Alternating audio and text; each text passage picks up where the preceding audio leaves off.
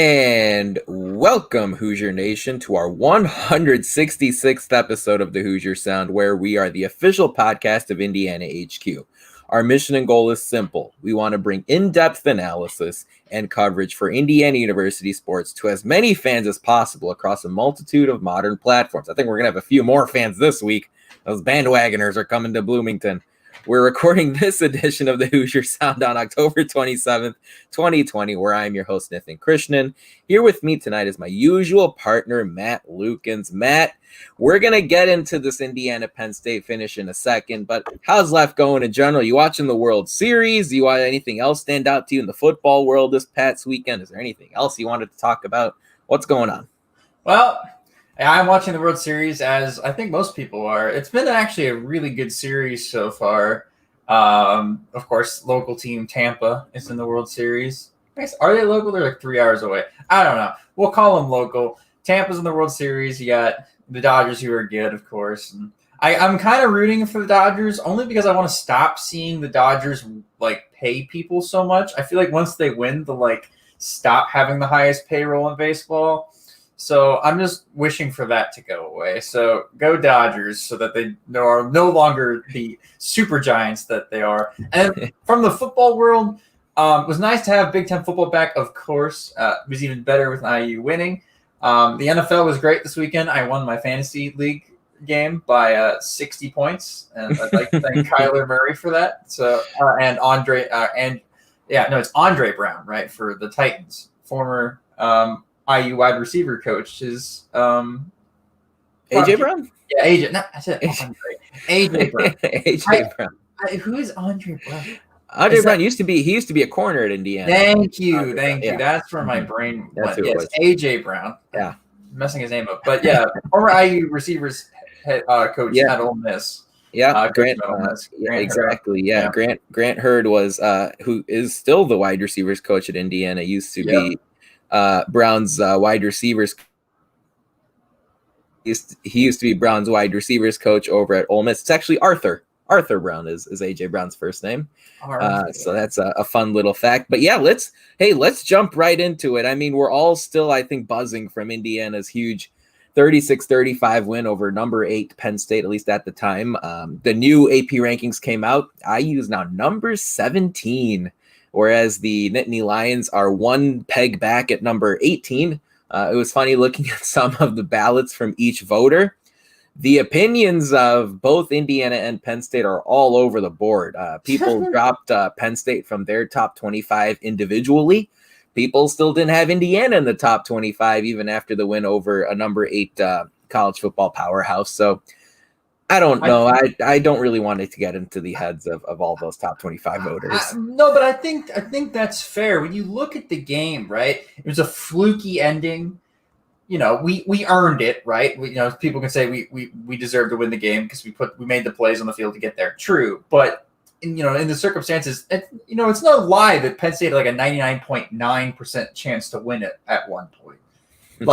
And that's not a lie. So when you go and look at how people might look at the game analytically, they go, this should have been IU's loss. This should have been a Penn State win. And I don't blame them for thinking, oh, maybe IU, played better than, possible, right? They played past what maybe their ceiling is, and this is a one-off thing. I can see why people might think that, given IU's history in the past with playing good games and playing close, and maybe they finally got a couple breaks in it. So I can see some people who maybe left them out because, they think they got lucky with Penn State. I can also see people dropping Penn State off by looking at how badly we played on offense and going, if they can't beat a team that can get more than 100 yards of total offense before the fourth quarter, how are they going to beat Michigan? How are they going to beat Ohio State? How are they going to beat Rutgers? So I can see both ends of the spectrum. Sure, fair enough. I'm not going to call this individual voter out by name, but there was one guy who, for some reason, still ranked Penn State number 15 in the country while leaving Indiana unranked. But like I said, I'm not going to put him on blast here. And they need to keep AP voters accountable. They need to make sure they watch games, because I'm fairly certain that man just didn't look at the scoreboard. He was like, "Oh, Penn State probably won by 30." Yeah. Obviously, that was not the case, Matt. Let's dive into the final sequence of plays. Really, the sort of prime time moments at the end. Everything up to the final 2 minutes is basically irrelevant. Penn State got a touchdown to go up 21-20. Indiana went 4 and out, turnover on downs to give Penn State the ball inside the Indiana 10-yard line, inside the Indiana 15-yard line. Devin Ford scored. Awkward silence. I mean, who expected dramatic silence? He wasn't supposed to score, but he scored to give the Nittany Lions an 8-point lead. The Hoosiers scored a touchdown, tied it on the 2-point conversion. Penn State took the lead in OT. Indiana won it in overtime, and I feel like I'm missing about 5 important plays in there. Matt, your general thoughts on that final group of plays there, as Indiana was able to get their historic top 10 win, the first one since 1987. I mean, we talk about it. I talked about it a little bit when we were doing the podcast, the emergency podcast that we did on Sunday, right? And I said, during that final play, I'm seeing the flashbacks of all the close encounters that we've had before. I mean, the overtime loss to Michigan a couple years ago, like literally the previous game that we saw this team against Tennessee. We saw this before, where IU is in the position to win, and we slowly fumbled the game away.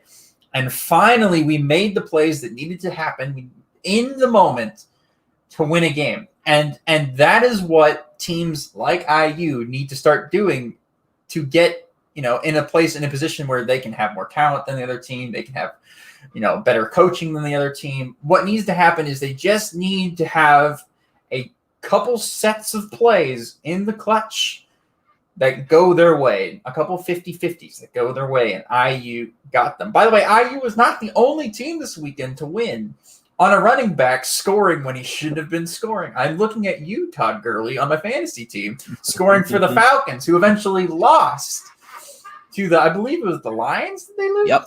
To the Lions on a game-winning drive at the end. So we weren't the only team to throw that. But so leave it to not only Penn States of the world, but the poor Atlanta fans of the world to understand maybe scoring isn't always a good thing. That's funny. Yeah, it's hilarious how less than 24 hours after Devin Ford scored for Penn State, Todd Gurley had the same problem. It is a sign that football's moving into 2020, right? Into modern times where coaches are now more understanding of guys intentionally not scoring to help your team improve their chances of winning. Coaches might recognize that.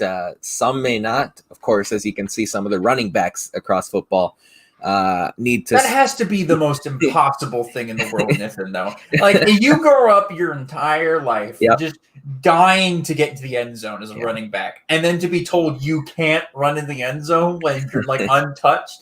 And then for Todd Gurley too, he has like cash incentives on the line, right? This is not IU football related at all, but he has $500,000 bonus if he scores 13 touchdowns this year. I think he's sitting on like 5 or 6 at this time. Like, that's one closer to a mark, and he's a running back in the NFL. He can get injured at any time. So that's one closer to $500,000. I'd score that too. I know. I get it. Second thought. I get it. But obviously, in both cases, it hurt their chances of winning. Yes. Penn State and the Falcons. Hey, I want to tip our proverbial hat here on the Indiana HQ and the Hoosier Sound. Both of us last Tuesday, we predicted Indiana was going to find a way to win that game. We didn't think it was going to happen like that, but we both had a good feeling about Indiana finding a way to beat Penn State. And hey, hat tip to all of you who voted, at least the majority of you who voted on our Indiana HQ podcast poll last week. There were over 200 votes in our poll, and the majority of you said Indiana were going to win. And I know we've got Indiana followers on our Twitter account, but hey, numbers don't lie, and that's what ended up happening on Saturday evening. So yeah, I mean, just to kind of wrap up the final sequence, there were a couple things that stood out to me, and they're both not great reflections on James Franklin, the Penn State head coach. It didn't really cross my mind until yesterday, maybe even today, and we're recording this on Tuesday night, that Penn State really, even after Devin Ford scored, they really should have gone for 2 at that point. You're up 27-20 at that juncture in the game. I'm surprised Franklin hasn't gotten more flack for the specific decision to go for 2 at that spot. Because, if Penn State goes up 29-20 there, first of all, you have a 2-score lead. And second of all, there's not as much heat on your quarterback. The second thing that stood out to me is why, and I mentioned this on our emergency podcast on Sunday, why James Franklin didn't try to push the ball a little bit further down the field at the end of regulation. Remember, after IU had that sloppy squib kick, Penn State moved it down to the IU 40-yard line. And at that point, James Franklin settled for the 57-yard field goal with 8 seconds to go and a timeout in his back pocket.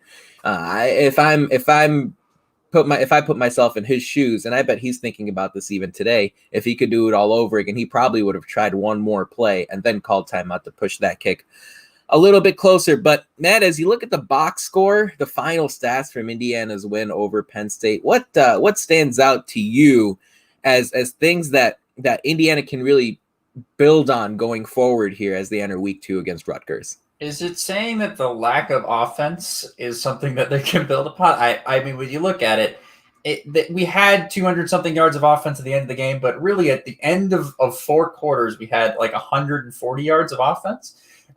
That's atrocious. And that is obviously something that can't happen again at all this season if IU is going to win any games. But when you're looking forward, this Rutgers team does not have the defensive line that Penn State had. Actually, I don't think there's a Big Ten team that has the defensive line that Penn State has. Shaka Toney was a beast. Jason Owe was a beast. They're both were ranked 2 of, I think, the top 4 defensive linemen of the week in the Big Ten by Pro Football Focus. And that's like, IU's offensive line isn't great, but they're just better. So that's something you deal with, right? When you play a team like that, you go, okay, we're not going to get a lot of offense. We're going to need the defense to help carry the game. Defense helped carry the game. Offense made plays when it needed to. In the clutch, we win the game. You're looking forward. Rutgers is not Penn State. We will get yards against Rutgers. They just keep the ball. No turnovers. Penix can't be throwing in an interception like he did in this game. No fumbles. I don't expect Stevie Scott to have 1 fumble in his entire career. It was due to a targeting call that wasn't called. All right. So I don't expect him to fumble the ball either. If we don't give the ball away 7 times like Michigan State did, and Michigan State still had a chance to come back and win that game. They had 7 turnovers, and Michigan State still had a chance to win. This is the Rutgers team that we're playing. This should be an IU win. If we're the team that I think we are after beating Penn State, the team that I think Penn State is, then this is not even a close game in Piscataway. Yeah, I mean, that's a good way of putting it. The scary part is, you're right. Penn State's defensive line is probably right up there, if not even better than Ohio State's and Michigan's. All 3 teams understandably have very dangerous front fours. Rutgers' defensive line ain't that bad, though. I mean, we're going to get into it a little bit later. It ain't at the level that Penn State's at. Absolutely not. That's perfectly fair to say. The Scarlet Knights ended up having 3 sacks on Saturday afternoon against Michigan State. And by the way, they limited Michigan State to 50 rushing yards on 39 attempts. So you can do the quick math, folks. That's 1 point something yards per carry. It's officially 1.3 yards per carry. And there were, like I said, only 3 sacks that get dropped in that category. Their running backs, Michigan State's running backs, Jordan Simmons, 14 carries for 43 yards. Connor Hayward, 7 for 18. Elijah Collins, 9 carries, 3 yards. 3. That's right. Remember when Rutgers had 1 passing yard last year against Indiana? Well, Elijah Collins had 3 rushing yards on 9 carries against Rutgers. So that's something we got to watch out for. But personally, Matt, when I look at the box score from Saturday afternoon, the one sort of deep, dark secret that I guess Indiana's kept quiet from us is Miles Marshall. I mean, this is a guy who on Saturday afternoon made a couple of big catches. He had 4 receptions for 46 yards. He found some gaps in that Penn State defense, was able to take advantage of it. And again, he's your 3rd, probably 4th receiving option. You've got to think guys like Whop Phillier and Ty Freifogel step up in the games to come. It's crazy to see a game where and Hendershot too. And when you look at the numbers, Freifogel just had 2 catches for 27 yards after going for over 100 against Penn State last year. And Wap, he had a huge touchdown. Make no mistake about it. And I'm not criticizing him in any fashion. But he ended up on the afternoon with 5 catches on 36 yards. He was targeted 9 times too. So you'd hope Penix and Philyor have a greater connection in the games to come. But just like you, I look at it as a positive sign. I mean, if the offense struggles that much against Penn State, recording a meager 3.4 yards per play, and they still put up 36 points in an overtime, in just a single overtime, okay, 4 quarters plus 1 possession, 36 points, and you get through it pretty healthy, and you're probably going to get David Ellis back soon in the weeks to come. That's encouraging. And like you included Peyton Hendershot's name too, he had 2 catches for 13 yards, and we haven't seen Rashawn Williams take the field yet for Indiana. So these are all positive signs. Hey, they struggled that much against Penn State, but they found a way to win against the top 10 team. Okay, I like what I see. In general, Matt, just to kind of wrap up the specific Penn State part of our episode tonight, if you could grade Indiana's performance, okay, from Saturday, if you could just give Indiana a letter grade, the whole team, what grade would you give them? An A. I give them an A. Because when you look at the game in total, the defense, fast the game, defense gets an A+, special teams gets an A. You know, if they would get an A+ if they didn't mess up the onside kick or whatever the heck that was, gave me nausea. And then at Agita, anyways, and then the offense gets like a solid B+. I think they would have gotten a D. Yeah. If they didn't have the last 6 minutes of game time or whatever it was, right? And the last 6 minutes was an absolute A+. They played lights out. That was, about as well as the offense will play, driving like perfectly like they did, 75 yards, some of the catches that they made, the touchdown throw to Wap, the 2-point conversion calls were great. So A across the board. That's man, you're a generous grader, man. I know you're getting into teaching here. I want to be in your class. I'm giving this team a C+. I mean, and here's the crazy part. They've still won. And this is kind of going back to what we were talking about a minute ago. When I looked at how this team played last year in some of these games, you can include the game at Penn State in this from last season. They're capable of so much more. And Tom Allen said as much afterwards. He said, in a pretty awesome video in the locker room when he was addressing the team after the win, that they're capable of more. They know that they know they can do better than they did against Penn State. And that's how I see it too. So I'm really excited about this matchup on Saturday. But I was grading on a curve. Okay. Oh, I see. Okay. We need the result bumps the grade up. Okay. All right. Hey, it is a results-based game. No question about it. College football ain't geometry or biology. The win is what matters. And so hey, I don't disagree with you too much there as far as your grade. So let's get into this, Matt. I mean, this is, I think, a question a lot of Hoosier fans are giddy about answering all of a sudden after that win. I'm going to pose it straight to you. What's the ceiling for this team? How good can they be with 7 games plus 1 to go here in 2020? Man, if I'm looking at the season objectively, right now, I'm looking at further results down the line, how far this team can go. The best this team can do is finish second in the Big Ten. Second in the Big Ten, which is not bad. Because I think when you look in the West, the team that wins the West is going to be somebody like Nebraska now, because Wisconsin is going to lose the next 3 games because they are playing with their 5th string quarterback at this point. If you haven't seen, I saw that. If you That's haven't crazy. seen yet, not only did Wisconsin's starting QB Jet Cohn is out for, I think, the foreseeable future. I think he might be coming back later this year. I don't know how that's working. But then their 2nd string, who's starting, and their 3rd string, who's their backup now, both got COVID and have to quarantined for 2 weeks. Yep. So for the next 3 games, they cannot play because they have to quarantine because they have COVID, which means now their 4th string quarterback is starting. I don't think this Wisconsin team is going to be able to survive the next 3 weeks with a 4th string quarterback. I don't think any program in the country can survive with their 4th string quarterback at the helm, let alone Wisconsin. So the team that's going to win the West is at least going to have 1 or 2 losses, or at least 2 losses on their record, I would presume. So now when you look at IU, I think IU eventually loses to an undefeated Ohio State. Ohio State's just the best team in the Big Ten. It's not even close. So when at the end of the day, IU will be playing the second best team from the West. We'll probably beat that team. Hopefully the ceiling is 8-1, right? At the end of the 9 games that we play. That would put us second right behind a Ohio State team that's in the playoffs. So the ceiling is the Rose Bowl, folks. Yeah, and just to be clear, the rules there traditionally are if Ohio State makes the college football playoff, the second highest ranked team in the CFP ratings gets the Rose Bowl bid. So it's not the Big Ten West team that gets sledgehammered by Ohio State in the championship game. It's the second highest rated CFP team. So that's who gets the Rose Bowl bid. Under normal circumstances, of course, every team is bowl eligible in 2020. So we'll see how that plays out as we head into January.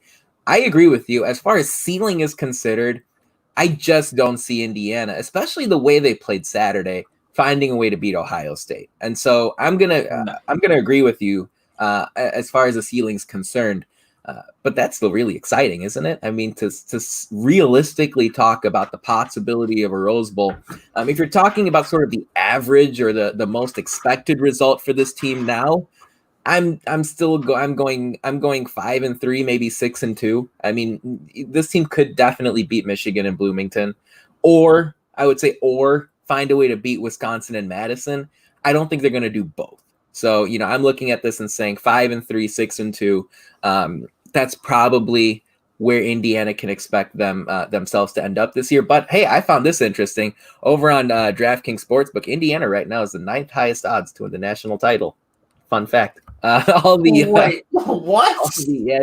Pac-12 teams don't have odds associated with them, but the Hoosiers, at least as of Sunday afternoon, had the 9th highest odds to win. That's absurd. The national title. So no team that gives up 100+ yards rushing to Penn State's QB Sean Clifford is going to end up in the college football playoff because Justin Fields is going to run for 300 yards on us and 4 touchdowns. Well, I'll tell you though, I mean, Indiana in worse years has played Ohio State tough, but that's a preview and a matchup we'll get into in a few weeks later on this season. But hey, we sent out a poll over on Indiana HQ, and you guys, they're coming in, and I asked everyone out there in the cyberspace what you think the ceiling is for this Indiana football team now that they've gone out and beaten Penn State here in week 1. We've already gotten over 150 votes here in the first hour, and the general consensus is 6-2 or 7-1. That was one of the options you could pick. The other 3 were 8-0, 4-4, or 5-3. Or they're going to lose to Rutgers and there's a disastrous hangover. So out of those 4 choices, the winning tally right now is either 6 or 7 wins. 57% of you have chosen that option. So now it's time for Who Won the Week in IU Sports. And there was a fun article released earlier today that Indiana sophomore big man Trace Jackson Davis, as we head over to the hardwood, TJD has been selected the 2nd team All-America before this basketball season starts here. They're still planning on November 25th.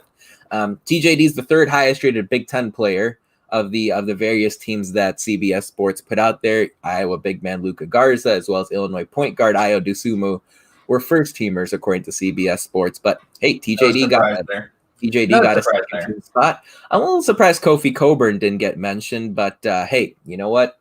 These are all just preseason discussions and debates. It's all fun to talk about. The big Villanova representation, by the way, on the top 2 teams. They had 3 guys listed in the top 10 players in that CBS Sports listing. So yeah, Trace Jackson Davis won the week again. eerily quiet on the basketball front right now. I'm surprised we haven't gotten a schedule. There were some rumors earlier this week that maybe they might go all to just a full conference slate, something that we saw the football side do earlier this year. I don't know how it's all going to play out. We haven't seen a schedule. We haven't seen anything from anyone in the Power 5 basketball world, the high major basketball world. So as usual, you guys know you can keep it tuned in right here at Indiana HQ, and we'll fill you in if there are any updates. Let's look forward. Let's put Penn State in the past. Indiana's 1-0, number 17 in the country, and they head to Rutgers on Saturday afternoon. The first bit of news here, by the way, before we get into the Rutgers preview, is that there is a game time and TV network designation for the third matchup of the season against Michigan. The Wolverines are number 13 in the country right now. It's a Saturday, November 7th kickoff. It's supposed to be at noon on Fox Sports 1. So Indiana, for the first time this season, will be playing a noon game after back-to-back 3:30 starts. So, yeah, 3:30 start this coming Saturday afternoon. Halloween in Piscataway. Sounds like a horror movie, if you ask me. Indiana's a 12-point favorite over Rutgers, who did come off a double-digit win at Michigan State last week. The Hoosiers are 12-point favorites. The over-under's 53. Matt, both teams are 1-0. Both teams kind of grabbed the headlines across Big Ten Nation this past weekend. Just your initial thoughts. What should IU fans expect from the Scarlet Knights? They're a defense that likes to get takeaways. That's what I can tell you. When you look at the game, they forced 7 turnovers against Michigan State. Now, I think a lot of them for Michigan State were self-inflicted wounds, if you might ask. The fumbles, you can take care of the ball better. The interceptions, the QB play wasn't great. There was one interception that the Michigan State QB threw that, like, the only person that was within the vicinity of the ball. You're not kidding. Was 3 Rutgers guys, and his dude is like 15 yards running straight. So whether it was like, I don't know how Michigan State's offense works, but that's not working. So I don't expect IU to be giving them gifts. And again, it was a 38-27 win for Rutgers. That's a closer game than a game with 7 turnovers should be. Rutgers themselves turned it over, I believe, 3 or 4 times themselves. So it's not like Rutgers is some sort of angel here that isn't going to, only takes the ball and doesn't give it away. So, and by the way, Rutgers starting QB is Noah Vedral, who we've already beaten before. Last year when we traveled to Nebraska, we beat him. Though he actually played well for Nebraska that game. I thought he played excellent. For Nebraska, he wasn't too bad. And then a good starting level quarterback for a program like Rutgers. However, that being said, I think the 12-point favorite, I would hammer the over, because I believe the IU's offense is going to be mad about the performance they put on the field last week, and against a lesser Rutgers defense than, say, a Penn State. I think they're going to get some matchups that they like, and thus take advantage of it, and they'll have some fun, big plays that'll show up on SportsCenter later that night. Oh, wow. I like that prediction. Okay. Yeah, I didn't see any sort of top 10 type plays from Indiana last Saturday against Penn State. I could be missing something, but I don't think I am. The Penix pass to Jacoby Hewitt may be the best play that anyone made in that game on Saturday from an IU standpoint. But the game-winning extension to the goal line wasn't a top 10 play. That was fun to watch. With context involved. That was fun to watch, but it was top 10 simply because it helped Indiana get the big win. But maybe those of you out there disagree. That's fine. It's cool. I can defend myself. Noah Vedral, like you said, Matt, is someone who transferred over from Nebraska. He got the start last year against the Hoosiers in Lincoln, and he had a good game. 14 of 16 for 201 yards passing. He also carried the ball 7 times for 21 yards, including 2 touchdowns on the ground. So once again, you're getting that dual threat type quarterback that Indiana struggled with last week to contain in the box. Sean Clifford had a tough time throwing it, but we saw what damage he could do on the ground. Vedral, like I said, had 2 rushing touchdowns against Indiana last season for Nebraska. And yes, on Saturday against Michigan State, he had 24 rushing yards and a touchdown against Michigan State. So Rutgers can definitely get you on the ground. Overall in that contest last week, they had 4 rushing touchdowns out of their 38 points. So you can imagine what they're trying to do once they get close to the goal line. At a high level, Rutgers is far improved from last season. They're 83rd in the current S&P ratings according to ESPN. Last year, they finished 117th. So you can tell in the grand scheme of things, they're getting better. Offensively, they struggle. They're still a work in progress on the offensive side of the ball. They're rated 108th in FBS as far as offense is considered, but 47th on defense, which is a far cry from where Penn State was, but it's still in the upper half of college football, which is a huge step forward for new head coach Greg Schiano, who used to coach at Rutgers, had a pit stop in the NFL, and now is back coaching the Scarlet Knights after a bit of a traumatic or controversial ending to his time coaching the Tampa Bay Buccaneers. Schiano coaching Rutgers, obviously off to a great start, 1-0. Other important players to note, Isaiah Pacheco, the running back, he's been a consistent player in that backfield for a long time.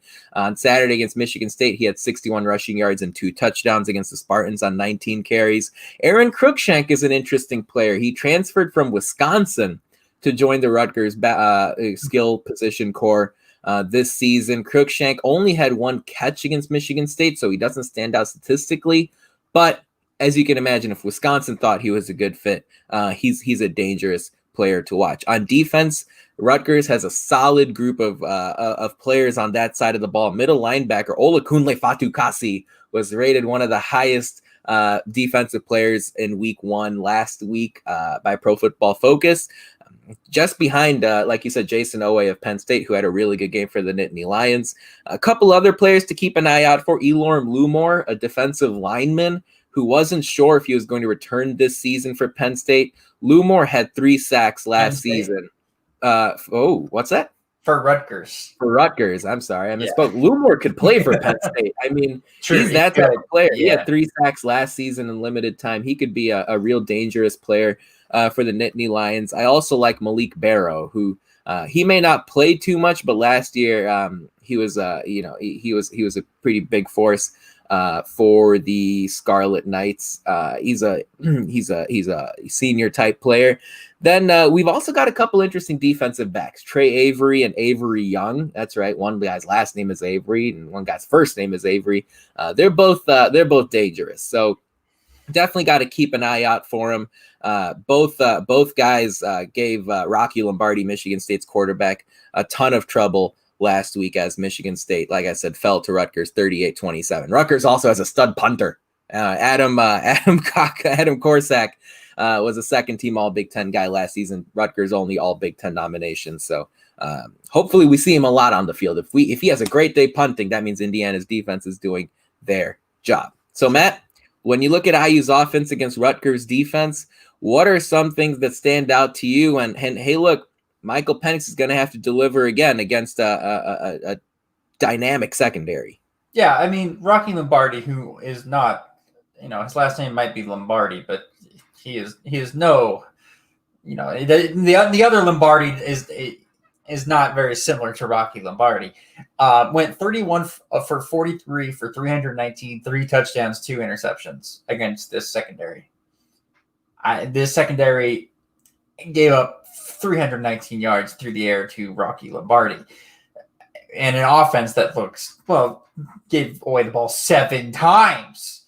So, that being said, I like Penix's over-under on his yards to be plus 300 again through the air. So, nothing even close or even similar relating to what just happened last week is going to happen for Penix. He'll have the time to throw. He's not going to get, tackled or touched or pushed over or slammed to the ground every time he steps back like he was last week. And I'm sure the wide receivers will have been doing catching drills all week after a couple drops last week on important plays. So I'm assuming that the offense will be fine. Again, some of the key matchups you have listed here, Nithin, you got Penix versus the secondary. Yeah, Penix can't be throwing interceptions, a secondary that likes to force interceptions. But I assume with our talent at wide receiver compared to Michigan State's talent at wide receiver that we will get separation. Penix just has to hit the open man. And then also their middle linebacker, you talked about him before. He has a fun last name, Olakunle Fatukasi is going to be a little bit of a troublemaker when it comes to us running the ball. But it's going to be up for our offensive linemen to get some push, get to that second level, make sure they check him, and so that Stevie Scott can get 4 or 5 yards when needed. Exactly. Yeah.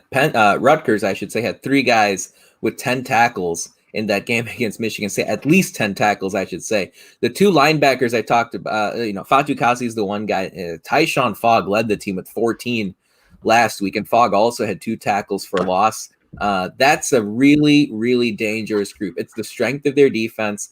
Fogg and Fatukasi are going to cause problems for Indiana, and it's always tough, right? When your linebackers are strong, it just feels like it improves everyone else on that defense. If your linebackers are strong, your pass rush gets better. If your linebackers are strong, your secondary seems to lock down receivers a little bit more. So Indiana maybe would have focused on the D-line last week against Penn State. This week, the game plan for new offensive coordinator Nick Sheridan will be to neutralize those Rutgers linebackers coming up this Saturday. So, yeah, it's going to be interesting. Penix will definitely have some time. I also think the offensive line, as well as the quarterback, Penix, will be a little more motivated this week. I think they realize that there's some room for growth after their performance last Saturday. So, definitely something to see. But hey, I'll tell you this much, though. We talked about the game finishing as an 11-point margin between Rutgers and MSU last week. It was 28-10 Rutgers at some point, in sort of the late second quarter. So the Scarlet Knights really did put a whooping on Michigan State in the first half before sort of some garbage time production from Rocky Lombardi. So, hey, this is a Rutgers team that's dangerous. I did want to make one correction. I said Malik Barrow earlier was a big impact player for Rutgers last season. He wasn't on Rutgers last season. He was a grad transfer. I'm not sure who I was thinking of when I was talking. Barrow was a grad transfer from Ohio State and UCF. So you could talk about the type of physical player that he could be. He's someone who can cause a lot of problems for Indiana up front. So let's move over to the other side of the ball. But first, Matt, it's time for your social media shout out. There were so many awesome videos out of the Indiana locker room after that win on Saturday. Shout them out, Matt. I know you saw them for sure. For sure. There was a couple of videos of Penix and the coaching staff and the rest of the players waiting the decision on the touchdown. And Tom Allen walks over to Penix like, whatever happens, like, we're with you. Like whatever happens, like, you tried to make the best play you could. If it's out of bounds, it's out of bounds. It's gonna be disappointing, but we're with you. Like, we're all together. And that's probably my favorite IU social media post video I have ever watched. Second favorite is the celebration afterwards in the locker room where Coach Allen can't even talk. They're just all saying, like, we love you, Coach. We're with you, Coach. Like, we're so proud of you. And he's like trying to give some sort of like powerful speech, and just like you can just tell he wants to cry. And so instead of crying, he just jumps on top of everybody and gives them all a big hug. Like, that's the type of content that I needed in my life, especially during COVID. And thank you to the IU football Twitter account for doing that. By the way, go follow them, because if you don't already, you should. I know IU basketball has 1 million Twitter followers. IU football only has 80,000. So we should get that Twitter account higher. There's definitely a Power 5 program should have more followers on Twitter than that. 80,000's very little. So go follow them on Twitter at IU football. And then, of course, go follow us on social media. If you want to find us on social media, it's at Indiana HQ for, I believe, Twitter and Facebook. And then for Instagram, it's at indiana.hq. That's right. If you want to find it. And then our website is indianahq.com. Of course, you guys know that because you've been there and read all of our wonderful articles that we have this week previewing Rutgers. Oh, it's going to be great. Yeah, we're going to have a chock full of content out there for you this week as we get into Saturday, including things like power rankings. Those are up. Those are up after last weekend's games, as well as our picks from last week in a crazy week 1 in Big Ten world. So we talked about Indiana's offense against the Rutgers defense. Now let's flip it.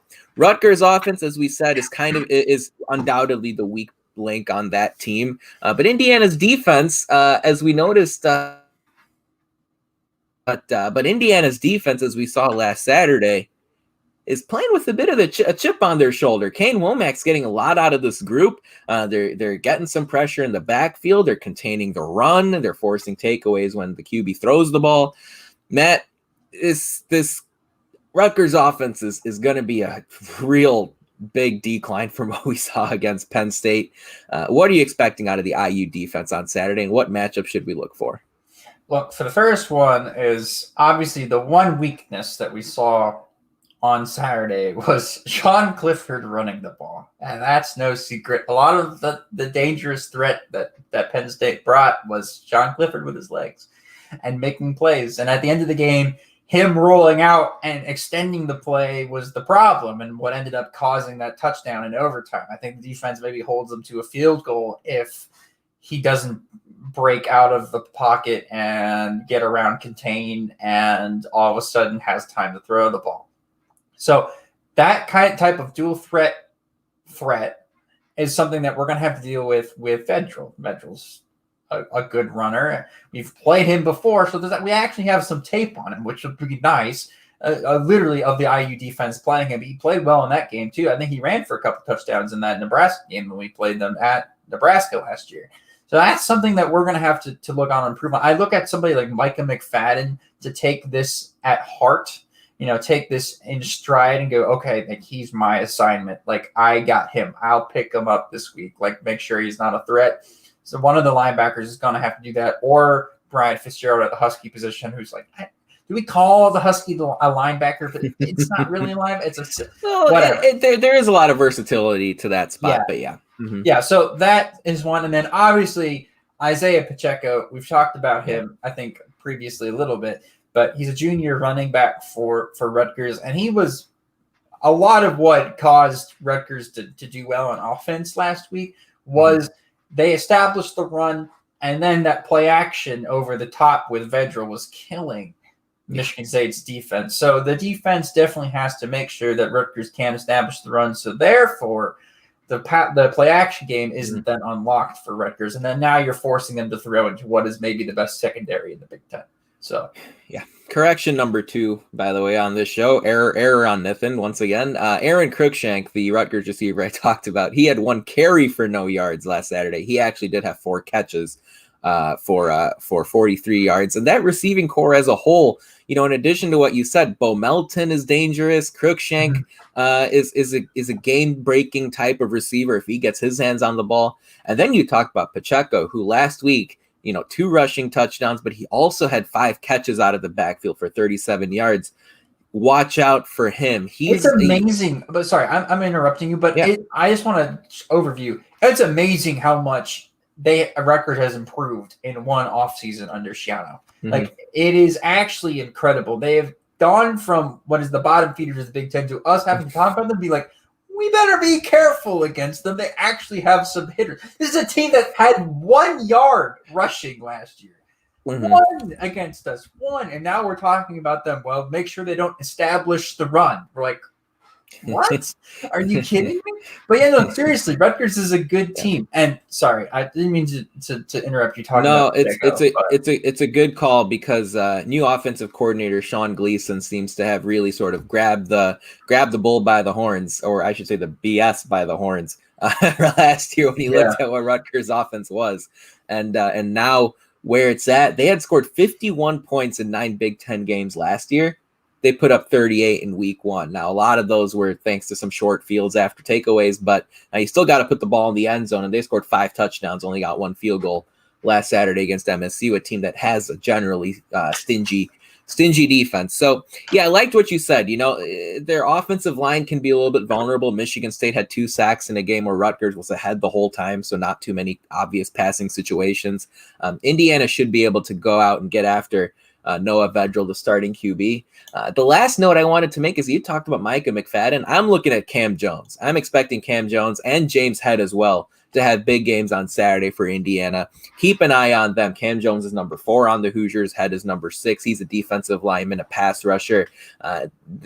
Jones and Head, I thought, played well against Penn State. When I went back and kind of watched the replay, sort of the condensed replay of the game, I think they're capable of ramping it up one more level. So I'm keeping an eye out for Cam Jones and James Head this Saturday, in addition to McFadden, like you said, Matt, to cause Rutgers a lot of problems. So now it's time for our predictions, Matt.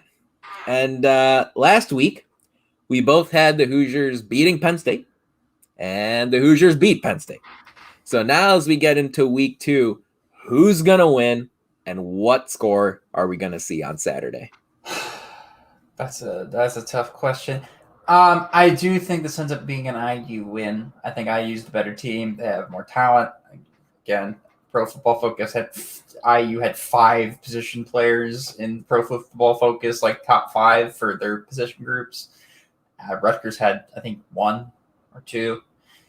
The talent gap is quite large between these teams, even though I think Schiano is doing well, and what I just said rings true. They are remarkably better than they were last year. But Michigan State is a 25-point underdog to Michigan this week. Okay? 25-point underdog. I think Michigan State is actually terrible and what Rutgers was last year. And Rutgers is what Michigan State. Now, we lost to Michigan State last year, right? Remember? Throwback. We lost to that team. That was not a good Michigan State team. We should not have lost to them. So this is a very losable game. I do think this is going to be closer than most fans want it to be through 3. But I think the IU offense prevails in the end, and we win this game 38-24. But it's going to there's going to be 14 points scored in the last, I want to say, like 8 minutes for IU to pull away. But we're gonna get the over. But I think it's not going to be comfortable. That's for sure. Got it.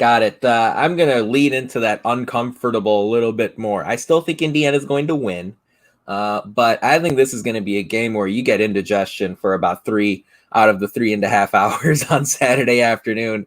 There are going to be a 7, 8, 10 minutes left in this one, and you're going to be like, why is this game tied? Or possibly, why even does Rutgers have the lead? I think they're going to be motivated. I think they're going to be inspired. Rutgers is going to be feeling good. They haven't felt good in 3 years. That was their first Big Ten win since 2017 on Saturday. And this is a squad that has some capable guys on it. Okay, not just afterthought scrubs who are thrust into starting positions. They've got Big Ten transfers all over the board. I think Indiana's going to win 27-23. So that's what I'm saying. It's going to be a nail biter. It's going to be a close game. I think it's one of those where Indiana's going to I think Tom Allen already knows it. He knows that Rutgers is a good team. They might still end up finishing something like 1-7 or 2-6 in this season. Yes. But it's going to be really difficult for Indiana to bring that same level of energy and fight and physicality that they brought to Penn State on Saturday. So that's just how I see it. Hopefully Indiana wins a little bit more comfortably, but I'm excited to see how it plays out. So our last segment on this podcast, episode 166 of the Hoosier Sound, is our Big Ten picks of the week. And every week what we want to do is give you one upset selection as well as one sort of straight up over under or spread pick against the spread. Last week, Matt, you thought Illinois was going to cover the spread against Wisconsin, a game that the Badgers went on to obliterate the Illini, but you nailed your upset pick, and your upset pick was Indiana winning. And so you split last week at 1-1. That's pretty good. On the other hand, not to toot my own horn, but I went 2-0 last week, Matt. I thought Ohio State was going to cover against Nebraska, and they went on to steamroll the Cornhuskers. And then the upset pick I had was Purdue knocking off Iowa, which is a very underrated sort of impressive Big Ten win. Purdue knocked off the Hawkeyes 24-20 as the Boilermakers are now 1-0 as they head to Illinois. So, Matt, I'm going to start with your upset pick. Or you can even give us both. It's up to you. What are you feeling this week as you look across the slate of Big Ten games? So, upset pick. Yeah. Give me Nebraska over Wisconsin. Again, Wisconsin is favored, I think, as of now. I think it was 9 points last time I looked. Now it's all the way down to 3.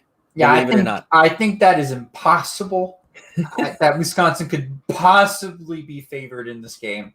I thought Nebraska, especially the beginning of the game against Ohio State, looked pretty decent. I think in the end, Ohio State is going to steamroll every team in the Big Ten, no matter who they're playing. I don't care if it's Michigan. Like Michigan looked good against Minnesota, but Ohio State's still going to steamroll them.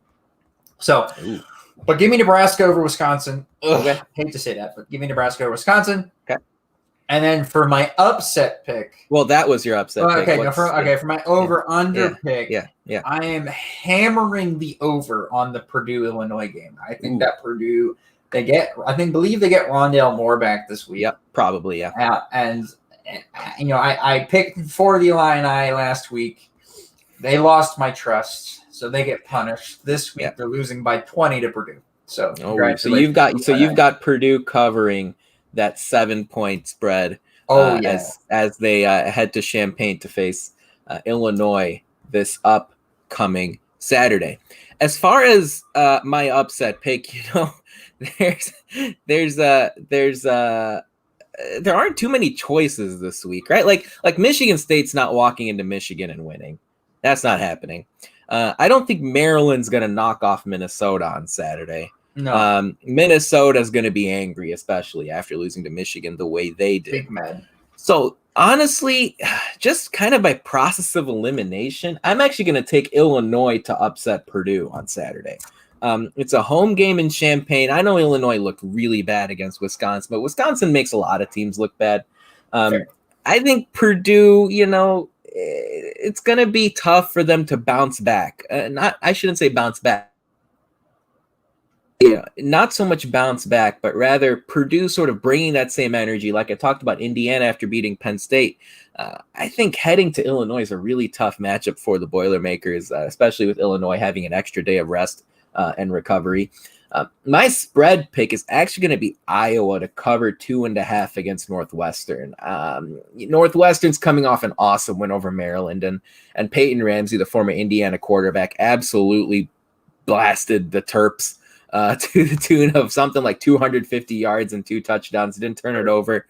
Played basically a perfect game for the Wildcats. But I actually think Iowa is going to be motivated after losing to Purdue, and I think they're going to find a way to knock off Northwestern. Iowa's giving 2.5 points. If they win by a field goal, that takes care of that. So I'm going to take Iowa there. So we're going to keep track of this as the year goes on, and we'll see how it all plays out. So, Matt, any final thoughts here as we wind down on this Tuesday night on Indiana's win over Penn State, on what's to come against Rutgers, or any other random topic?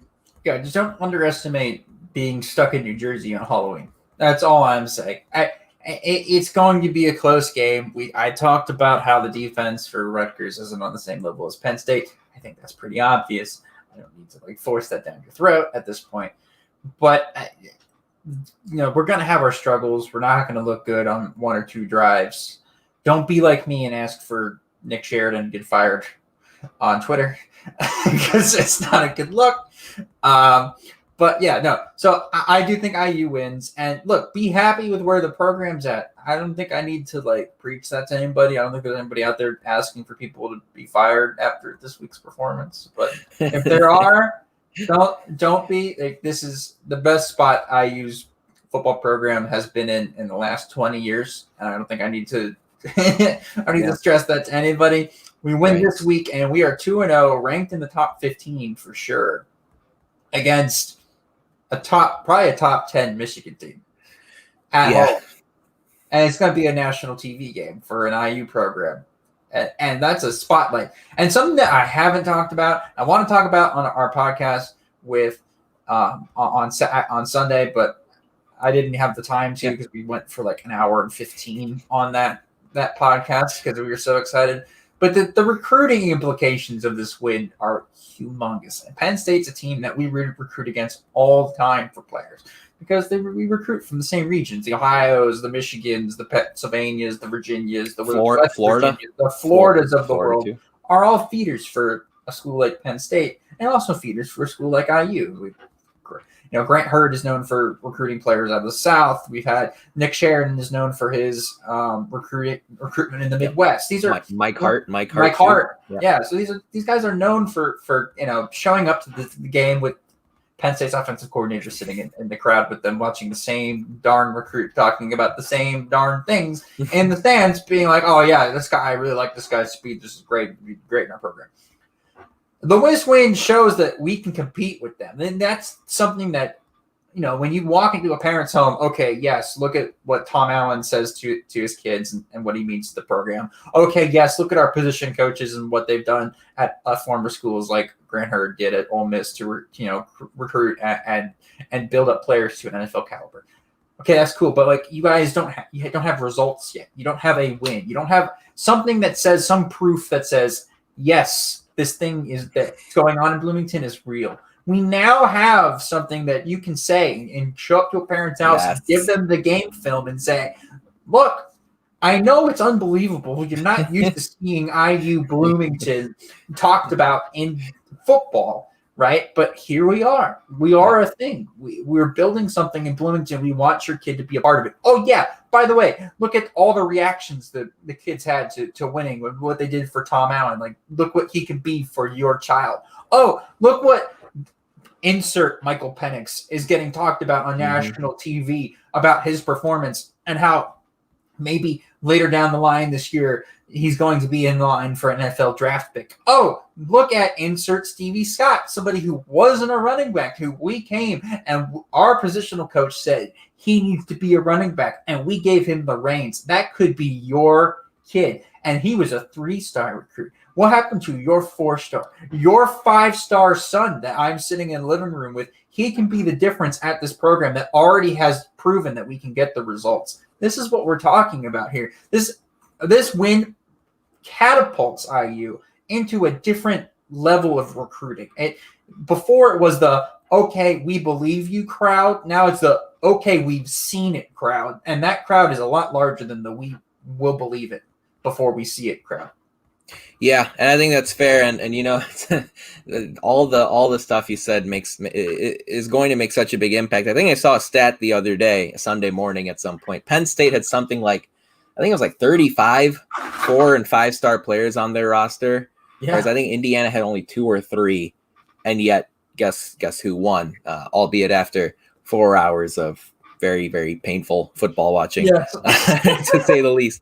I was going to talk about that to some extent, but actually I'm going to switch to my backup final thought, which is here's the deal. I'm just glad Big Ten football's back. I mean, it was great to see all 14 teams in this conference face each other, a full 7-game Big Ten football slate Friday, Saturday. It was great to see the uniforms, the colors, the matchups, the rivalries to some degree. I would call Indiana and Penn State a semi-rivalry. It's a Big Ten East Division matchup. So it was great to see that. Minnesota-Michigan, obviously a big rivalry game under the lights. It was just great to see, regardless of how lopsided or whatever the final scores were. Obviously, the Indiana game wasn't lopsided, so just incredible to see sort of Big Ten football back. But you also have the thing gnawing at the back of your head, right? We saw the news with Wisconsin earlier today where multiple players have tested positive, and that game on Saturday is at danger of getting postponed. This season's going to be weird. The season's going to be crazy, but no matter what, no one can take away the fact that Indiana beat number 8 Penn State on Saturday afternoon. That game is final. That game is official. It is locked into the record books. At a bare minimum, Indiana is going to have one win in the 2020 football season. I think some Penn State fans might be arguing whether it was official or not. No, we're not getting into that. Nope, it's official. It's official. End of story. Penn State fans got to focus on Ohio State. That's what they've got to do. But I can't wait to see them lose by 30 at home, and then have their entire fan base go, "It would be different if we had the white out." Your team isn't going to give up 300 yards rushing to this Ohio State. We're gonna see. That's going to be an interesting matchup on Saturday night, to say the least. But that about wraps it up for our 166th show of the Hoosier Sound. Thank you so much for joining us. We really appreciate your support. To hear more fantastic episodes like the one you heard today, be sure to follow us at Indiana HQ to make sure you don't miss any in the future. You can also go to our website, indianahq.com, to find it all in one place. Lastly, if you enjoy our show, leave us a review, tell a friend, share our links. Your support really helps us grow this podcast and reach more passionate IU fans such as yourself. But as always, thank you for listening, Hoosier Nation, and we'll see you next time. Peace and love. Go Hoosiers.